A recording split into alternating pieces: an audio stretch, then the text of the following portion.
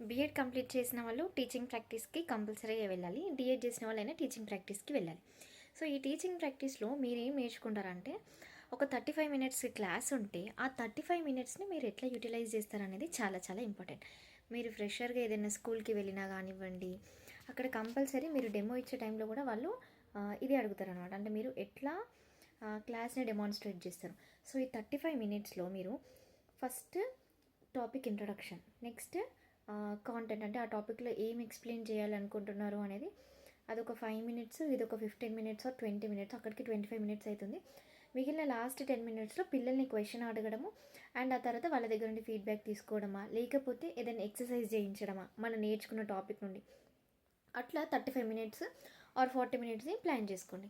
Mostly teaching ఎఫెక్టివ్గా ఉండాలి అంటే ఫస్ట్ మనము పిల్లల్ని క్వశ్చన్స్ అడిగి వాళ్ళకి ఎంతవరకు తెలుసు అనేది స్టార్ట్ చేయాలి. మనము బీఎడ్లో నేర్చుకుంటాం కదా డిడక్టివ్ మెథడ్ అని, ఇండక్టివ్ మెథడ్ అని.